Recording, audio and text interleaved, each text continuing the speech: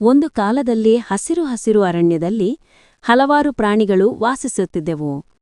ಮುತ್ತು ಎಂಬ ಮೊಲ, ಚಿಕ್ಕು ಎಂಬ ಕಪ್ಪೆ, ಪಪ್ಪು ಎಂಬ ಗಿಳಿ ಮತ್ತು ಬಬ್ಬು ಎಂಬ ಅಳಿಲು. ಒಂದು ದಿನ ಅರಣ್ಯದಲ್ಲಿ ಭಾರೀ ಮಳೆ ಬಂತು. ನದಿಯ ನೀರು ತುಂಬಿ ಎಲ್ಲೆಡೆ ಹರಿಯಿತು. ಪ್ರಾಣಿಗಳು ಹೆದರಿ ಮರದ ಮೇಲೆಯೇ ಆಶ್ರಯ ಪಡೆದವು. ಆದರೆ ಚಿಕ್ಕು ಕಪ್ಪೆ ನೀರಿನಲ್ಲಿ ಸಿಕ್ಕಿಬಿದ್ದಿತು.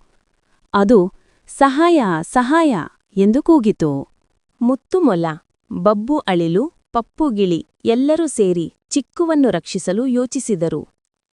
ಪಪ್ಪು ಗಿಳಿ ತಕ್ಷಣ ಹಾರಿಕೊಂಡು ಹಗ್ಗ ತಂದಿತು. ಬಬ್ಬು ಅಳಿಲು ಅದನ್ನು ಮರದ ಕೊಂಬೆಗೆ ಕಟ್ಟಿತು. ಮುತ್ತು ಮೊಲ ಆ ಹಗ್ಗವನ್ನು ಹಿಡಿದು ಚಿಕ್ಕು ಒತ್ತ ಎಸೆದಿತು. ಚಿಕ್ಕು ಕಪ್ಪೆ ಹಗ್ಗ ಹಿಡಿದು ನೇಲಕ್ಕೆ ಬಂದಿತು. ಎಲ್ಲರೂ ಹುರ್ರೇ ಎಂದು ಸಂತೋಷಪಟ್ಟರು. ಮಳೆ ನಿಂತ ಬಳಿಕ ಎಲ್ಲಾ ಪ್ರಾಣಿಗಳು ಸೇರಿ ಸಿಹಿ ಹಣ್ಣು ತಿನ್ನುತ್ತಾ ಹಬ್ಬದಂತ ಆಚರಿಸಿದರು.